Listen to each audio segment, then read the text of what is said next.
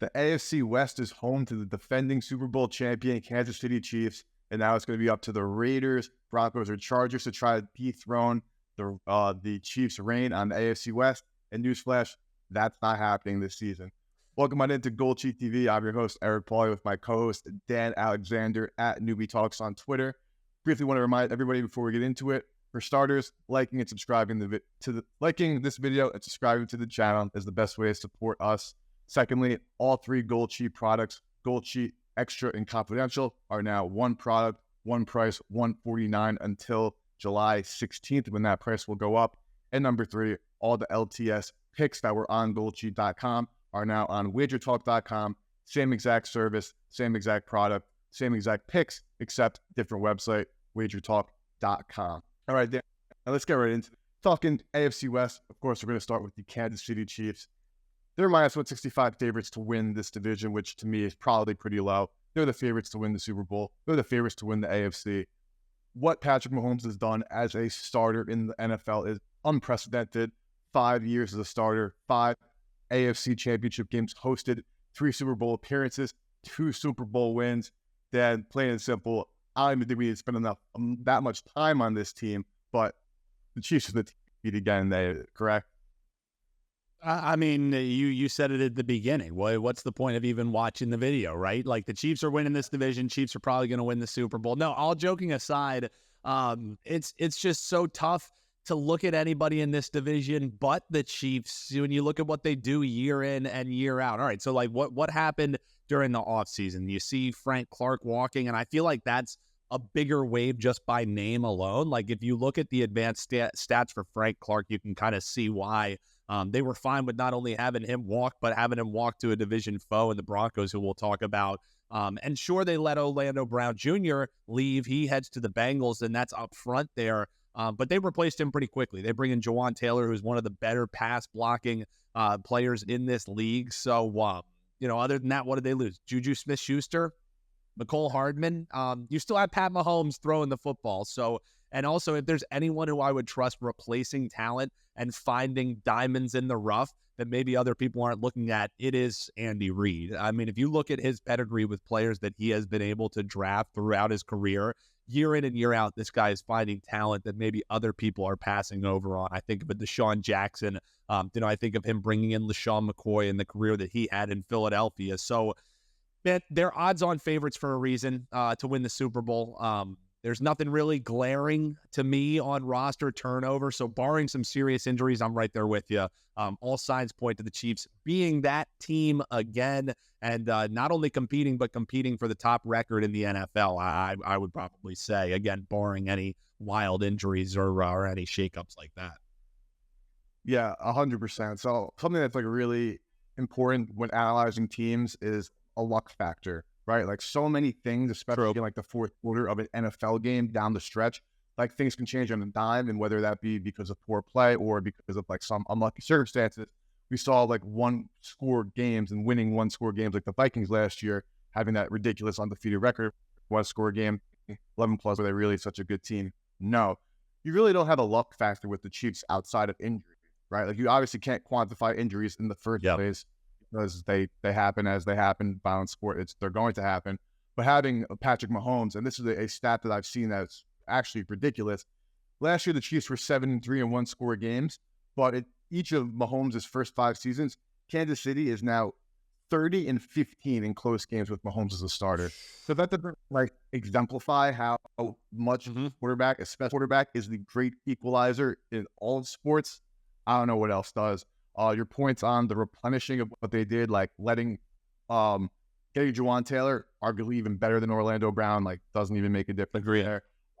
Bringing Donovan Smith, also from Tampa Bay, pretty good signing. They lose Juju. They draft Rashee Rice, who I think, if you're a fantasy guy, stash that man. I think he's a really good player out of SMU, a top-tier athlete. I'm a big fan. And like you said, Frank Clark lost him. Charles Omenihu had a better season from an advanced season last year. So, if you're just hating on Patrick Mahomes and the Kansas City Chiefs at this point, you're just honestly simply put a hater. Like, you're just hating to hate.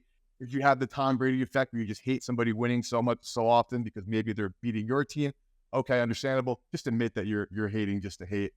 In terms of like pricing for adding this team to like a portfolio, like obviously like the odds are not the most attractive considering that they are very likely to actually be a team to come out of the AFC and make it to a Super Bowl. But adding some Chiefs to your portfolio is just like adding like a FANG stock to your investment portfolio. At some point, you probably want to grab a little bit of Chiefs, right, Dan? Yeah, I mean, for me, and that's why I love being on here with you, because you are a futures guy. You know, we talked about it when we were breaking down our last preview.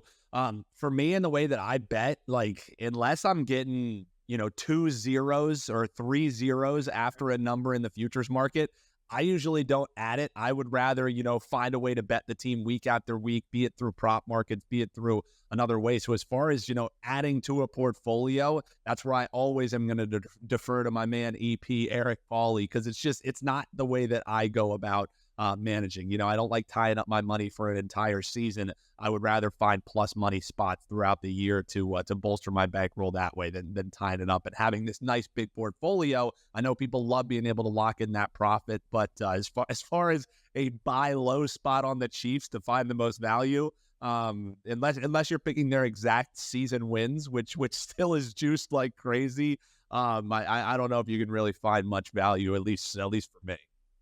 Nah, it's a great point. I 100% agree. Again, unless you're going the hater route and betting an alternate under, that's probably going to be the best money you get on this team. And if anybody wants to hate on the Chiefs, it's me. And as an Eagles fan, still reeling from that loss, how that was pass interference is beyond me. But we're not here to talk about that. We're here to talk about the division. So I just got to let it go. Quick side note, though, on the Chiefs. Have you watched Quarterback on Netflix yet? I haven't, and I've now had it suggested to me for the 4th time, so I will be watching. I caught the first episode last night, and the one thing that stuck out to me, you're just obviously great. You're seeing some in-depth NFL content, highly recommend. But the rawness and the competitiveness of Patrick Mahomes, you see on camera. He is mic'd up in that Raiders game when they're down 17-0. Like, if you've ever had a doubt about this kid, like, it'll be alleviated immediately. Again, I don't know how you have a doubt after 5 straight hosting AFC Championship games. Super Bowl, 2 Super Bowl MVPs. But if you have a singular doubt in you still, if once you watch Quarterback and that even just the first episode, you'll see that this kid is built different. I know we say that this guy's him, this guy's that. Patrick Mahomes is him. He is him. Yeah. But moving on to a team where a quarterback could be maybe him. They got Justin Herbert in the Los Angeles Chargers. They're a very interesting team to me. So in some ways, they overperformed last year, but at the same time, you could also argue they underperformed last year, added a ton of talent last year, but they also had one of the most injured teams in football. You had Herbert, who was hurt from week 2 on. Their rookie tackle, Rashawn Slater, who was hurt for a majority of the year, who was a really good player. J.C. Jackson, one of their big signings and trades, missed a lot of time. Mike Williams, one of their big weapons, missed a lot of time. So now coming to this season, the Chargers didn't really do much. They added Quentin Johnston in the draft, but in terms of free agency, they didn't go after any big names because they were probably cap-tied. But the Chargers are progression guys who they picked up last year who were then hurt. Just considering kind of, the fact that they did nothing this year after still having a bad run defense, but are also now counting on guys who are injured to play well, which is a fair assumption to make because they're good players. I'm just curious to hear from you, newbie. Like, what do you think about the Chargers? Like, I have mixed thoughts, but let's start with you. Like, what are you thinking about this team? Yeah, and you took the words out of my mouth because really the question that I was going to throw right back was like, did the Chargers do really much of anything to make themselves markedly better on paper? And again, on paper is going to be what it is, but when adding a 31-year-old linebacker and Eric Kendricks is like your big splash of the offseason, it's hard for me to get really excited about what they did, gearing up a team that I think has and continues to have holes, and that's maybe why they can't quite get over the hump, that and having to face the Chiefs 2 times a year. But really, if you want to try and find something to get excited about, right, I think you look at their draft. Like, I don't think they had a terrible draft. I do want to wonder if they knew that any team other than TCU played this past year. 3 of the 7 players they draft end up coming off of the Horned Frogs, one of them being a backup quarterback in Max Duggan, who maybe you're able to do some interesting things with him. But Justin Herbert is the straw that, stirs the drink for this Chargers team. One thing I was excited about was adding Quentin Johnston to bolster that wide receiver depth, because as you mentioned, we know Keenan Allen's going to miss a stretch of games. We know Mike Williams is going to miss a stretch of games. You know, how many times do fantasy owners have to get burned by those two before we just say, all right, this is what it is? So I like adding that depth because Quentin Johnston, I think, is going to add some nice athleticism, add some nice youth to a receiving core that desperately needs it badly. And then day two, they bolster the defense a little bit. As you mentioned, that defensive front still has some major holes. They add Tui Poilotu, they add Hanley in the linebacking core, but they still need help in the D-line department. And it's just surprising to me that maybe they didn't go in a little bit more, because still as it stands today, you're looking at them with around $12 million plus in cap space. So I was underwhelmed in what they did the offseason, despite that solid draft that they have, but maybe some splashes could still be made, or maybe they gear up for before the trade deadline to bring somebody in, because they do have a little bit of cap space. So I was pretty surprised. I'm with you. Not really adding more depth up front, or even not depth, but some playmaking ability up front to go with what they have in a Bosa. I was pretty surprised by their offseason. Underwhelming to say the least. Yeah, and I mean, like, again, I completely agree. They certainly could have used an interior defensive lineman. I mean, I don't think they could have made or paid as much as Cleveland did for a Dalvin Tomlinson, but could you imagine what like a Dalvin Tomlinson would do for this? Would be big, yeah. It would be massive. But my next thoughts on this team and the question, so much of it surrounds Brandon Staley. Comes in from the Rams to the Chargers 2 years ago. He makes a lot of fourth down decisions that kind of perplexed a lot of, older pundits and whatnot. But in reality, a lot of those decisions he made on fourth down were actually like plus EV decisions for scoring more points and winning more football games. Yeah. This past season, he opts, maybe he just heard the noise, or maybe like this first year he was just guessing and luckily had all these very good statistical type of plays, but he then made not the same decisions that ended up costing his team a lot of points, a lot of games, including that wild card game where they were winning 27-7 and then blew it to the Jacksonville Jaguars. No less, obviously, we talked about them last time. Jaguars not a team that you should be blowing a massive wild card lead with. They go out and hire Kellen Moore. Kellen Moore was kind of I don't want to say the architect of the Cowboys, because that offense, as we know, has been humming for the last couple of years. He's been the offensive coordinator. Obviously, he deserves some of the credit. But a lot of the moves that he made as a coordinator, I felt as if it were kind of like he was playing Madden in his basement, right? Like he was kind of just throwing this pass play deep. He was just running this offense that wasn't like as, I'd say nuanced as like an Eric Bieniemy style offense where every single play has a meaning behind it, versus just like calling deeper pass plays because you have a good quarterback, you have good receivers, like let's see what happens. Not really a game script. So Brandon Staley has to be on the hot seat, right? If this team starts off slow or just doesn't make the playoffs this year, he'll probably get the full season, but he's got to be on the hot seat, correct?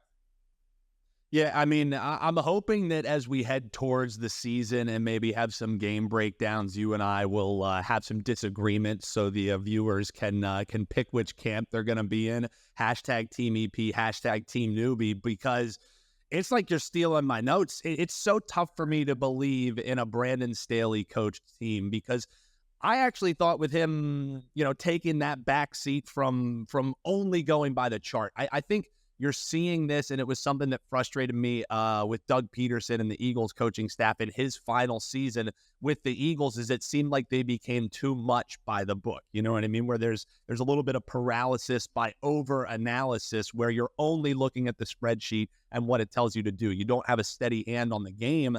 And that's Brandon Staley. It was all about the spreadsheet. And then, like you said, I don't know if it was internal conversations. I don't know if he heard the noise, but then him going away from that and completely ignoring the spreadsheet, that cost him some big games. So I think you're seeing a guy who's really struggling to find what is the recipe to success. And the recipe to success for this team is take the training wheels off Justin Herbert, in my opinion. So in Brandon Staley's case, I feel like he's always just a botched decision away from costing his team a game. So I think Herbert taking on a little bit more of a field general role last season is what helped that success. And honestly, I think they would do themselves very well that in those stressful situations, to turn the headset off, maybe just have Brandon Staley identifying what he's seeing with coverages downfield. Let Herbert, who has continued to grow as a pro, who I had a lot of concerns of him coming out of Oregon. Now I'm a big time fan of Justin Herbert and what he does.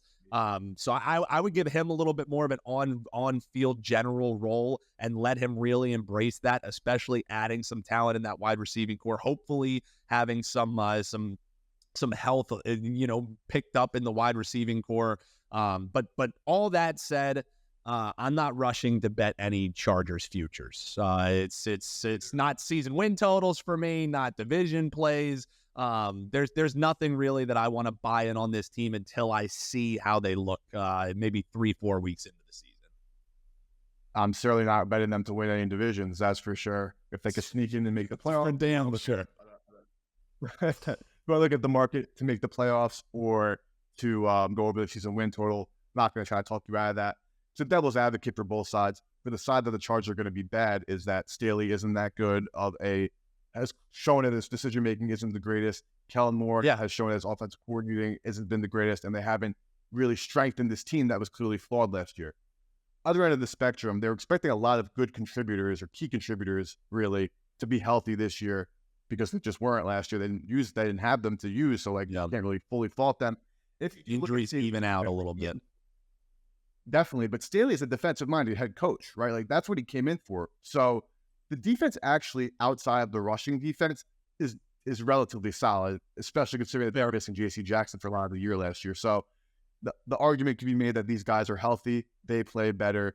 Kellen Moore actually ends up being a plus. Justin Herbert's healthy. He has a lightning season with this offense, and Staley's defense now can somehow stop the run. But again, the fact that they didn't add anybody to stop the run is my biggest concern. But like we both said, obvious reasons for some optimism, obvious reasons for some pessimism. Definitely not winning any divisions, so maybe look at to make the playoffs or win total. But arguably one of the most, I don't want to, definitely not polarizing, but now again, second year in a row, hyped up team is the Denver Broncos. Last year, the hype was solely about acquiring Russell Wilson. Not only was Denver a disaster last year in terms of structure and coaching, Russell Wilson himself was an absolute disaster, bar none. His advanced metrics under pressure, in the pocket, decision-making, we're all terrible. We're talking bottom 30th in the league around in all those. It's only 32 starting quarterbacks. You guys are keeping tabs at home. Bring in Sean Payton. Now, again, the Broncos are this sexy pick to be really good because obviously Sean Payton is a huge upgrade to have an actual adult coaching the team now. But is Russ washed, and are the Broncos now actually what they were supposed to be last year, or is Russ washed? Is this team really probably on their last legs, and Sean Payton is not going to be enough for them? Yeah, I don't know. Hopefully Russell was doing a hell of a lot of high knees on planes throughout the season because, as you mentioned, man, it just abysmal. Like saying that he was bad last season is like a disrespect to the word bad. I mean, it was unwatchable at times, and somehow we ended up with the Denver Broncos. It felt like being every single primetime game that we just had to watch the slop that they would put out there week after week. So yes, Sean Payton has to be a big-time upgrade to what we saw last season. And you look at what they did in the offseason, I don't think there was a player in free agency that they didn't kick the tires on. So clearly the Broncos organization isn't viewing this as and they needed to. Let's be real, they needed to spend the most money during the offseason. And I think too, a lot of that just has to do with when you're bringing in a guy like Sean Payton, you feel like there can be a quick turnaround. So clearly, organizationally, they're not saying this is a rebuilding year. They're putting the money where their mouth is, and then that puts a little bit more pressure, on my opinion, on Sean Payton coming out of retirement and joining up with this team.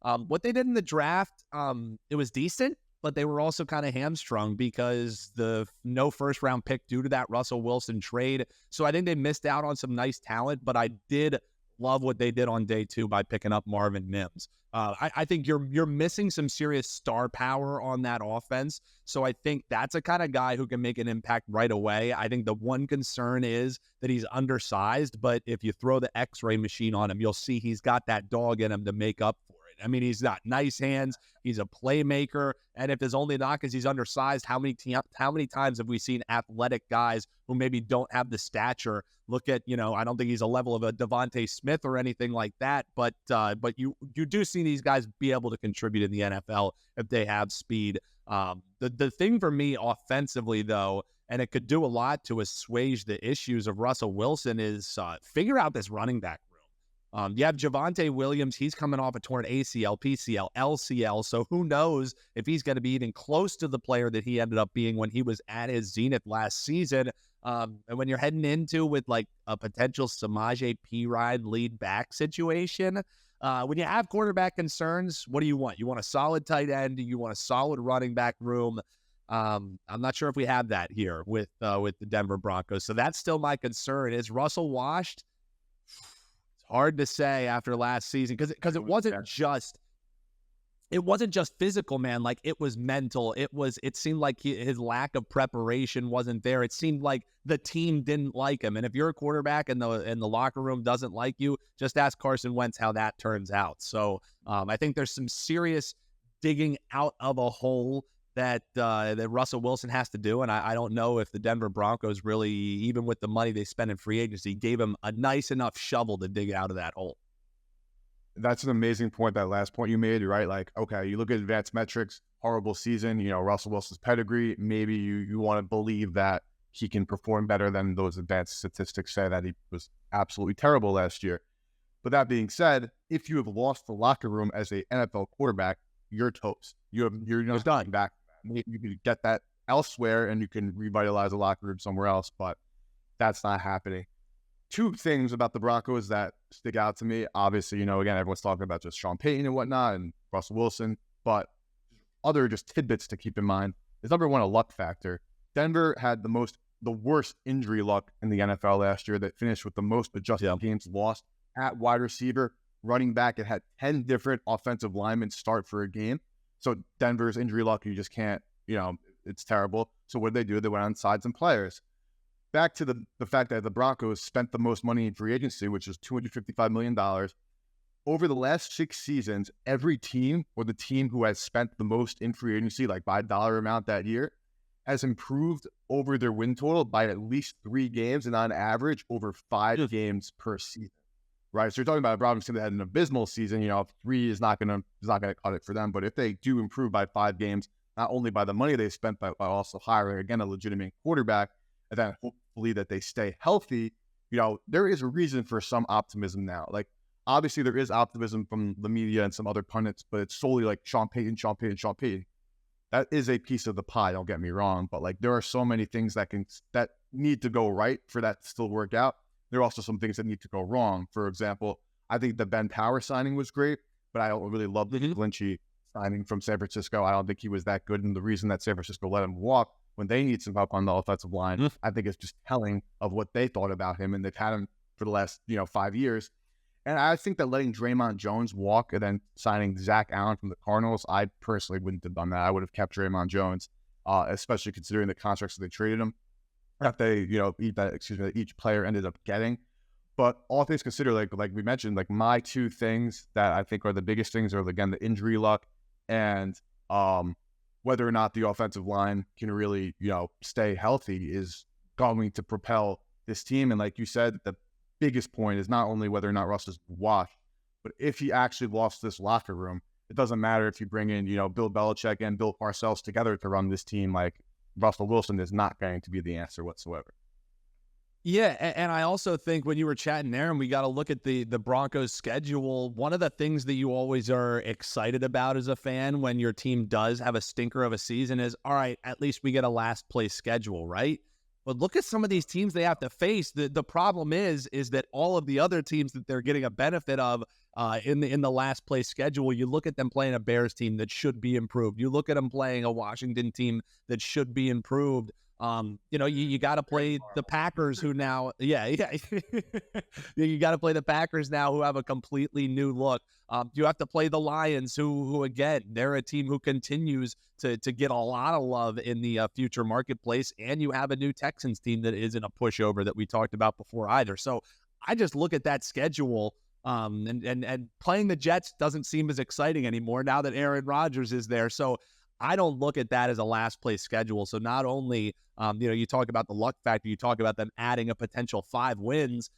There's too much hype around this offseason to buy in on the Broncos right now. Because even if you add the highest potential, they get 5 wins from their 3 last year, they're still lined at 8.5, and you're still losing by the hook on that play. So I think a great point by you, and I'm glad that you bring up the luck metric because I think there is something to that. That and turnovers are 2 things that I think you can never rely on being consistent. So, I think there's too much hype because of the Sean Payton signing that any value that you could potentially have preseason with the Denver Broncos, it's gone. Poof.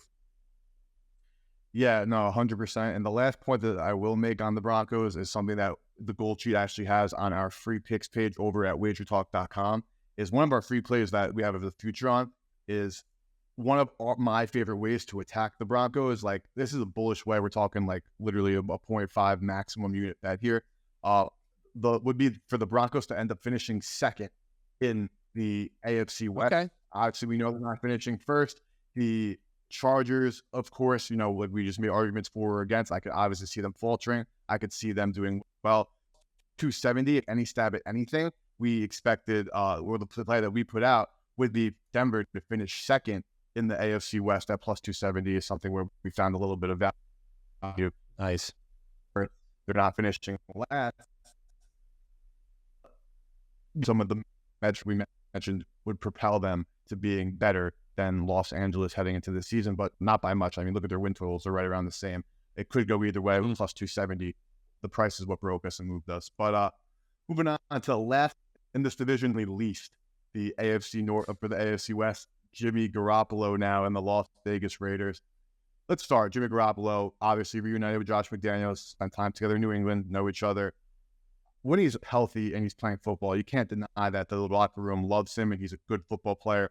He can't stay healthy. Another foot surgery this offseason. Dan, talk to me, Jimmy G, considering the injury potential that's been there his entire career, the Raiders are, yes, they should have moved on from Derek Carr, but Jimmy G's not it for them, right? Yeah, and I get, okay, you move on from Derek Carr, but I don't know if this is that big of an upgrade. If anything, it's a lateral moving from Jimmy G from Derek Carr. And for what it's worth, I'm not screaming from the mountaintops. I love Derek Carr as a quarterback, but I definitely didn't think he deserved as much flack as he got for the situation that he has been in his career. Think about the different head coaches that he's had. Think about the tumultuous off seasons that he's had to have. So I'm not really as down on Derek Carr as I feel like most people are. And then for me, I guess I'm not a Jimmy G guy. I don't know what the infatuation has always been with him. I don't know how many times we have to do the same song and dance with Jimmy G before we just. I was just interjecting, saying the reason why you it's the handsome factor is why you don't resonate, is why you should resonate with Jimmy G. And that's what happens. You know what I mean? All the hype around him was the porn stars that were reaching out to him in the off season. Now that he's in Las Vegas, we got to call it how it is here. So I'm with you, and I get it that he's solid. He's a good game manager. There aren't going to be many games that Jimmy G loses you. But I also want my quarterback to be able to win me some games. And I just don't know if Jimmy G has him in that. I think Derek Carr had more of a factor of that than Jimmy G does. However, I will say, I like what they did in free agency. It's not like anybody jumps off the page at you. Jimmy G obviously being the headliner of that. But Austin Hooper, he's a solid player. Adding Jacoby Myers, there's some nice playmaking ability for Jimmy G to get the ball to. You retain having Josh Jacobs. So this is a team that, I think there still is some excitement around. However, we're talking about them last for a reason. I think they're still a little bit of a ways away from from being that team. You know what I mean? I think, adding Austin Hooper to pair him with Michael Mayer, that'll be an interesting potential to do some 11 personnel there on the field, or 12 personnel on the field. They add a nice edge rusher from Texas Tech. But again, it's hard for me to get up for a Jimmy G team. It's especially hard for me to get up for a Josh McDaniels team. Yeah, and that's where I personally it's where the no matter where you want to slice it, the Raiders are a year away from being a year away. When it comes to Derek Carr, I think that what we mentioned about Russell Wilson, where if you lose the locker room, you're shot. The fact that Devontae Adams didn't even shed a tear when his best friend left, I think that says all you need to know about the tenure. If you want to talk about talent for talent, I would certainly agree that it's a 100% lateral move. But when it comes to a point there is a point of diminishing returns where despite the talent, if you did lose the locker room, new scenery and new beginnings for different players and different people in general isn't always a bad thing. But like you just said, to end that there, though, Josh McDaniels, whether or not he is or isn't a good coach, all the signs are pointing to that he isn't. Obviously, as we've seen in anybody's life and history, you can progress and, learn and do better. But I am not backing a Josh McDaniels team, under any circumstance.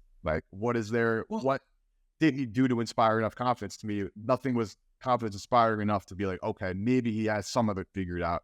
I'm not saying he's terrible, but I'm not thinking he's a good coach at this point. Well, I'm with you. I never got the Josh McDaniels. When they signed him, it was okay, so what is this just going to be a repeat of what happened with the Broncos? And again, I don't know how much validity there was to it, but I'm sure that you've seen the video of DJ Williams on some podcast where he's talking about when we were good with the Broncos is because we were cheating. He was we were basically doing Spygate Part 2. So I don't know how much truth there is to it, but it seems like the best time in Josh McDaniels' tenure as a head coach has been when there were some players who was saying that they weren't really doing things by the book. So I'm right there with you on him.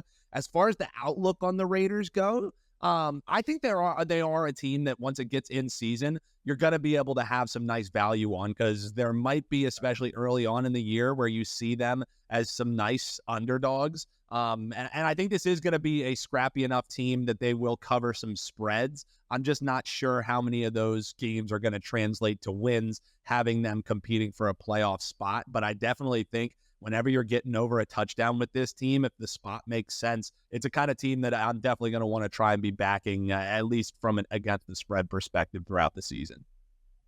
And I 100% agree. Something with NFL to always consider, and people never forget, one of the most efficient market in sports will be the NFL, sides market. Mm-hmm.